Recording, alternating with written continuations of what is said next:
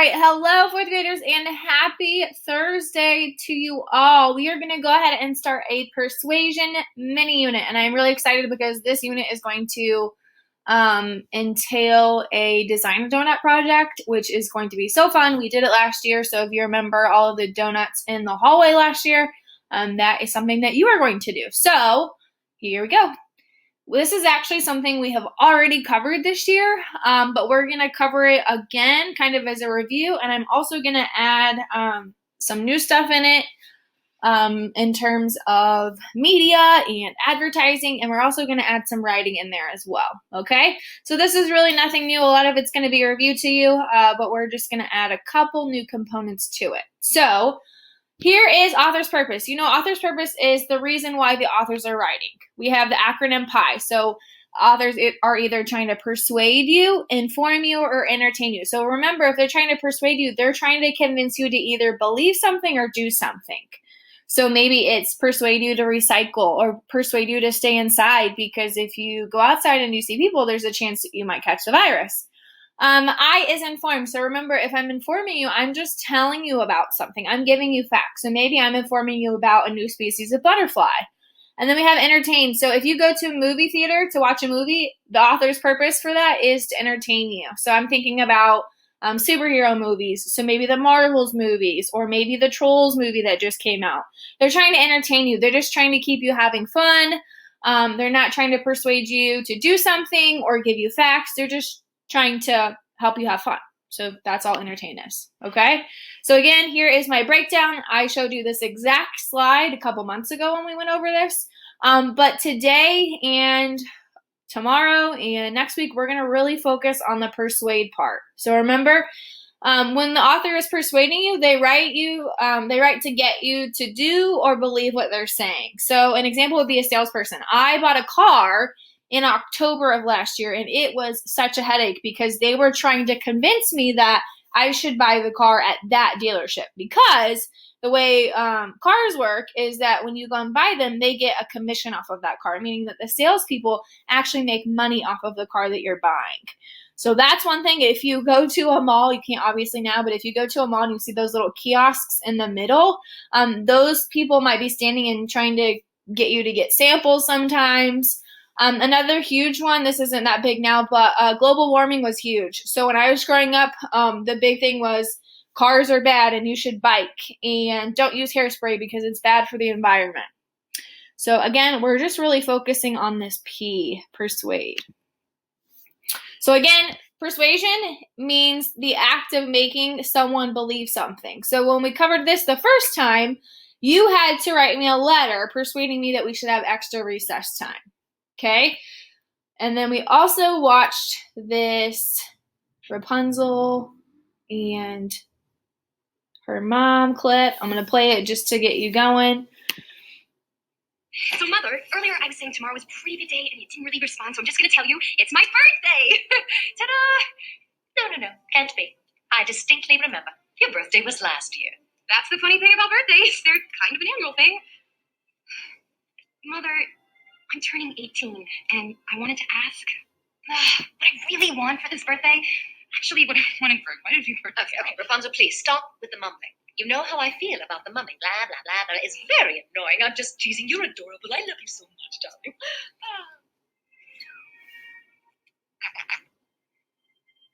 I want to see the floating lights. What?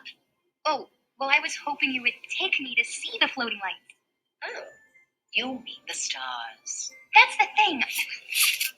I charted stars, and they're always constant. But these, they appear every year on my birthday, Mother. Only on my birthday. And I can't help but feel like they're meant for me. I need to see them, Mother. And not just from my window, in person. I have to know what they are. You want to go outside? Oh, why, Rapunzel? Look at you, as fragile as a flower. Still a little sapling, just a sprout. You know why we stay up in this tower? I know, that's right, to keep you safe and sound, dear. Guess I always knew this day was coming. Knew that soon you'd want to leave the nest. Soon, but not yet. But trust me, pet. All right, so now that we have watched a little bit of this clip, I'm not going to play the entire thing because you've already seen the entire thing. Who was persuading who here? We actually had 3 people or animals. So first I could say Rapunzel was trying to convince her mom to let her go see these floating lights. And her mom's trying to convince Rapunzel to stay home because mother knows best. And we also have, I don't know if you caught it or not, but we also have Pascal here trying to convince Rapunzel to keep going on. So we actually have 3 lines of persuasion instead of 2 lines. So we have Rapunzel trying to convince mom trying to convince Rapunzel to stay, and we also have Pascal saying, keep going, keep trying. So we have 3 lines. So again, when the author's purpose is persuasion. So remember, an author's purpose is the reason why they're writing. So if the reason why they're writing is to try to persuade you to do something, they're going to use certain words. So they're going to use words like should and could and would. So you should drive an eco-friendly car. You could save the environment by doing blah, blah, blah, blah, blah, and then it would help everybody else because the air would be cleaner. They're also going to use words like you. Remember, this one's huge. So you should do this because blah, blah, blah, blah, blah. If you help clean the environment by picking up trash, then we would all have a healthier earth to live on. Okay? They're also going to try to make themselves look really, really smart so that you should believe them. So they're going to have a lot of statistics. So 1 in every 10 people can catch a lung disease. They're also going to use words like big names, so maybe diseases. I'm thinking diseases, especially now, and big words to make themselves look really smart. Okay, so they're not just going to use words that we use every day. They're going to use specific words to try to convince you to do something. Okay, now we're going to extend on what we already know by talking about where we see persuasion. So first off, we see it in books, most often in nonfiction books. I'm thinking about that snot book that we read towards the beginning of the year about your nose and how you should cover your nose when you sneeze because all of those little germs get out in the air and especially now can infect other people. Another one is documentaries, and a documentary is just a film or a video that gives you facts. So I'm going to give you an example of one that I watched recently. So Netflix actually posted this documentary. It's only about 30 minutes long about the coronavirus, and it encourages you and it persuades you to stay home because a vaccine for this isn't going to be created anytime soon. They said it was about a year. So one of the big points for this, and the reason why the author's writing it, is not only to inform you, so I did say but it's also to persuade you to stay home and away from people. Another one is newspapers and magazines. So again, going back to that text. Another one is television. I'm thinking about advertisements, which is something we're going to talk about a little bit later. And then just overall, you can see persuasion everywhere. So people are trying to persuade you to do all kinds of things. Here's another example. So if you go and you drive on a highway, you're going to see billboards. So this is a billboard I just pulled from Google. It's about the Cubs. So it's saying, let's go and get tickets. So what is it trying to persuade you to do? It's trying to persuade you to buy tickets to go see the Cubs. So do you see how persuasion is really kind of everywhere? It's not just in a book or on TV. It is everywhere you go. Okay, so now we're going to switch gears and we're going to talk about advertising because this is everywhere, and it's something that you don't realize because it's just everywhere and you don't think about it too much. But an advertising technique is to persuade you. So here I have 3 different advertisements. I have one for a vacation. It looks like a beaches resort. I have one for a restaurant, which is B-Dubs or Buffalo Wild Wings if you've ever been there. And then another one is for a music festival. So we're going to get into these, but just know that all 3 of these advertisements are trying to persuade you. So this one is to persuade you to book a vacation with beaches. This one's trying to persuade you to go to their restaurant because look at that food. Does that not look amazing? I love wings, so that definitely persuades me, especially with this half-price Wing Tuesdays. And then this one says Australia's largest music festival. Personally, I would like to go to a large music festival with lots of different bands versus like a smaller music festival with bands I don't know. So let's look at a specific advertisement. I'm sure all of you have either been to a McDonald's or driven by a McDonald's or seen some kind of McDonald's advertisement. Think about what makes this advertisement attractive. And when I say attractive, I mean what makes it look cool or good, or why are your eyes drawn to it, and what are your eyes drawn to? Just think about that for a second. What makes this look cool, or why is it drawing you into it? First of all, the big thing that sticks out for me is just the pictures. The pictures are huge. This burger looks really good. This burger looks really good, especially with those mushrooms on it. And then this chicken sandwich looks good. Pictures are huge. Next is slogan. So a slogan is just a short phrase for a company. So McDonald's slogan is "I'm loving it." Usually these phrases are really catchy, and they want you to memorize them, essentially. So McDonald's is "I'm loving it." I'm thinking about Nike. Nike is just "do it." Mountain Dew is "do the do." So those are all kinds of slogans. Another thing that sticks out is second person. See if you can find the second person in this advertisement. Remember, if it's second person, they use the teacher perspective. So they're going to use words like you. Do you find it? Get yours today. The Angus third pounder. Get yours today. Here's another one down here. Get a free Big Mac when you visit that website and register. Another one is facts. Do you see the facts? I see this right here. New 100% Angus third pound. I see this right here. Angus third pound. And then, what do you see down here? Look at this coupon. I don't know about you, but I would rather go to a restaurant that gives me a coupon so I can get it cheaper than if I were to pay full price for it, right?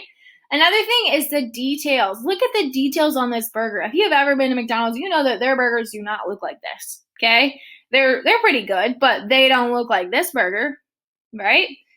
So when we have advertisements, the people that are creating them, that's actually a separate job. It's not just somebody who makes the fries at McDonald's. Like, that is their job to make these huge advertisements. They want to make them attractive to get you to go and buy that burger. So do you see how this is persuasion? Do you see how all of these things add up to persuade you to go to McDonald's and buy a burger? Or maybe buy the chicken sandwich with this coupon. Here's another one. This is actually older, but still back then they were trying to persuade you. So in this instance, they're trying to persuade you to buy this tractor, right? So it's Farmall, and then it says, size to your farm, equipped for your crops, designed for your comfort, and powered for your needs. Look at all the yours. Your. They're trying to persuade you to buy this tractor. Look at the big fonts and the big pictures and the slogan. I bet this is their slogan. Time proved for improved farming. So this slogan is Farmall's. Okay. What are they trying to persuade you to do? To buy this tractor or rent the tractor. Here's another example. This is actually a Trix cereal commercial, and they actually have Trix yogurt too. It's not bad, but here is a Trix cereal commercial. Let's talk about it when we're done. New Wildberry Red. Wildberry Red. The fruity taste. Wildberry taste. The fruitiness. Wildberry. All I want is to taste them. Part of a breakfast that's nutritious. Wildberry.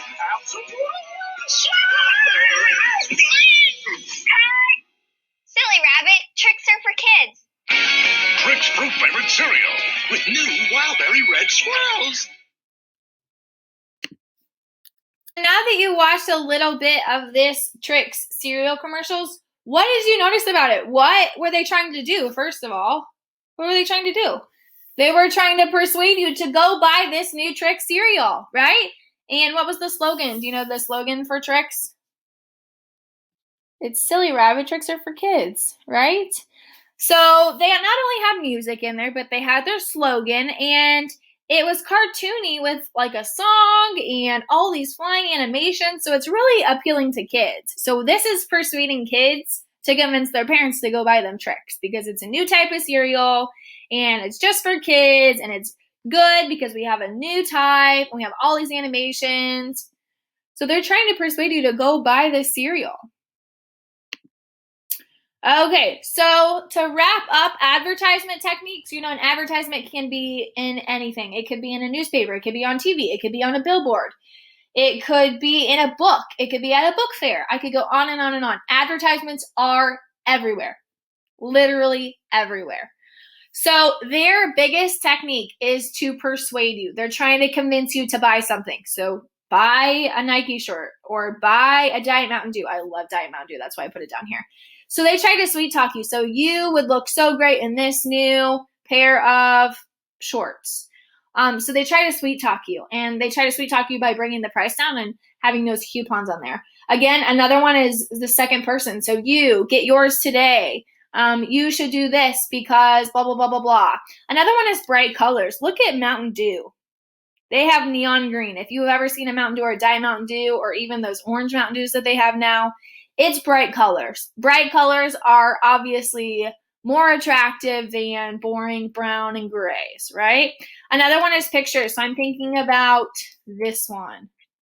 Personally, I love to see an advertisement with pictures on it versus just this writing in the big golden arches. Another one is the slogans. Remember the slogans that I talked about earlier? Silly rabbit tricks are for kids. Nike's is just do it. Diet Mountain Dew is do the do. There's pretty much every single company has some kind of slogan. Another one is symbols. So your Nike one is this. Adidas is the 3 lines. McDonald's. What's McDonald's symbol? It's this big 3 golden arches. If you drive somewhere, say you're on a highway and you look to your left and you see these 3 golden arches on the left-hand side of you, what is that probably telling you? That there's a McDonald's right there. Okay, so they use all of these things to persuade you. Okay, that's the whole goal. If they didn't try to persuade you, they wouldn't make as much money. Okay, so that is our lesson on persuading and advertising. Hello, everybody, and here is your project that goes with our mini persuasion unit. You are going to design a donut. This is a contest. And the winner of this contest will get a donut or donuts delivered by me. Okay, so it's not just a normal, boring assignment. It is a fun, engaging writing assignment / creating assignment that is also a contest. So here we go. Here is the whole prompt for the assignment. Okay, so the local donut shop is sponsoring a featured flavor contest. If your donut is chosen, the store will feature it as the flavor of the month. To participate in the contest, design a new and unique donut. Then use your persuasive writing skills to convince the shop owners to choose your donut as the featured flavor of the month. The contest judges, which are the store owners, which is really going to be me and probably Mrs. Benoit and maybe Coach Short, will be looking for colorful and tasty donut ideas and the strongest examples of persuasive writing. Remember, when you are trying to persuade me, you should use words like you and should and could and would and yours. And I'm going to say this now and I'll say it again. You should use lots of adjectives. So any of those really, really good describing words to describe your donut to make your donut as real as possible will help you dramatically. So juicy, flavorful, soft, crunchy, sweet, sour, all of those words. Okay, so we are going to actually do this in parts. And I'm going to explain it with a calendar. So the first part that you're going to do is this planning page. Okay? So you are writing an essay and you are designing a donut. You're doing both of them. So this is the planning page that is going to be due first. Over here you have your planning for each of your paragraphs. So you have to write a 5-paragraph essay. You have to have an introduction, 3 body paragraphs, and a conclusion that wraps everything up. So here's my example. I did the apple pie donut. And then over here it says, draw a sketch of your donut design in the box below. Use labels to identify donut toppings or other features. Use the writing space on the left to plan your persuasive writing. Make sure you use persuasive words and phrases to support your point of view. So again, slogans, would, should, could, statistics, details, big words. For me, details is going to be huge. So for me as the judge, the more detailed it is, the better it's going to be. Okay, so over here, I have just regular boxes, and I actually will put 2 of these planning guides on Google Classroom. You don't have to do both. You can do one or the other. This one just has the boxes that you can fill out, and the other one just has lines. And again, if you're in my writing class, you know this. The more you put in your pre-writing, the easier it's going to be for your actual writing. Okay, so just try to fill the lines up or the boxes up. You can obviously see that mine are full sentences, but I didn't fill them up all the way, okay? I just tried to get an example for you. And then over here, you're drawing a sketch of it, and then you're labeling it. So over here, I labeled the cinnamon glaze and the warm and fresh apple chunks. And then over here, I said toasted oatmeal pieces and soft cake donut. Okay, so this part will be due on Friday, May 1st. So you're going to get the project on Thursday. Keep working on it. Your planning guide only is due on Friday. And again, you're not doing both planning guides, you're just doing one or the other. One just has lines for you. So that is part 1. All right, part 2 is designing your donut. A lot of you are probably going to be like, this is the most fun part of all. You are designing your donut. And I'm going to be pretty chill on how you design your donut. You can either make your own. I preferably would use sketches because you have all those different tools on sketches. And you have more colors on sketches versus markup. So you can either make your own donut, or I have put on Google Classroom a PDF that has all 3 of these donuts that you can use and just color it and make it your own. So it's kind of up to you. If you did that and you want to put them in sketches, remember just screenshot it and then upload a photo. So if you need help with that, let me know. But most of you already know how to do that. So that is what I did. Okay, that's part 2. Part 2 is designing your donut. And then part 3, this is the biggie. This is your essay. Okay, so here's the requirements. You have to have an introduction, 3 body paragraphs, so 1 reason, 2 reason, and 3 reasons, and then a conclusion. Remember, each of your paragraphs should be 5 to 7 sentences. I want a full essay. Remember, this is a contest. It's not just for a grade. It's for a contest. And normally we would do this in hand drawing and we would put it out in the hall and we vote, but we're not in school, so we have to do what we can do. Some tips for you, because you're going to start it and you're going to be like, how do I make 5 paragraphs out of this? 1, if not 2 of your paragraphs should be all about your donut. You should tell me everything that the donut has. So what does it have inside? Is it a filled donut? So a lot of the times you can go and get a jelly-filled donut or a pudding-filled donut. Talk about what's on the inside. Maybe it's just a regular cake donut. Do you know that there's 2 types of donut? You can get a cake donut or you can get one of the regular donuts. What's on the outside? Does it have icing? Does it have sprinkles? Maybe it has something else. I had a person last year do Jolly Ranchers, and they had Jolly Rancher pieces at the top. Is it different colors? So tell me everything. So for me, I would say it is brownish, and the cinnamon glaze is a reddish color, and then you also have fresh apple chunks that are toasted. They have sprinkles. What color are the sprinkles? Maybe it's an all blue donut, and your sprinkles are green. I don't know. Okay, you could have 1 or 2 paragraphs about that alone. Next, you should have a lot of words that convince us to buy your donut. So that is your whole point of this. You are persuading me to buy your donut. Why should this donut win flavor of the month? Why should I not pick a regular donut with sprinkles and icing? What does it have that's better than other donuts? And when I say what does it have that's better than other donuts, you can't make a donut that's already there. Okay, so you can't say, oh, my donut is just going to be a regular cake donut with brown icing and sprinkles, because you can get those pretty much anywhere you want, okay? And then what would this donut do for the shop's business? What would it do for the shop's business? Would it make it have more money? Would it draw more people to the shop? What would it do for the business? Okay, that's part 3. And here is my example. I'm not going to read it. I'm just going to kind of summarize it for the sake of time. But mine is the Amazing Apple Pie Donut. So that's obviously my title.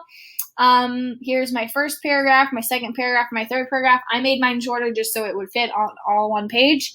But I convince you, and I convince you pretty well. So take a look at that. Look at all my details, topped with brown sugar frosting, cinnamon glaze, and toasted oatmeal pieces. That's pretty descriptive, okay? That's really detailed. I ask a lot of questions. What could be better? I really try to convince you. So that is your goal. Not only is it a holiday donut, but it's also packed with sugary and sweet flavors. That's pretty detailed to me. All right? You can pause it and read it if you want, just to get an idea. But again, yours is 5 paragraphs, not 3 paragraphs. So here is just a calendar just to kind of get you going. Some things you do have things that are due, and then other days you don't. So you're going to get the project on Thursday, today. So you're going to start working on your planning guide. Nothing is due today because you just got the project. But tomorrow is when you're going to continue working on the planning guide and begin designing your donut. So this is when you put it in sketches and start coloring it. You could even do this hard copy on a regular piece of paper if you want. I don't care. It's kind of up to you. But on Friday, your planning guide is going to be due. So remember this one? This one's going to be due on Friday. Okay? And then on Monday, you're going to continue designing the donut and start writing your essay. Again, Monday's a catch-up day, so I'm not going to assign anything. But if I were you, I would start writing this essay. Nothing is due.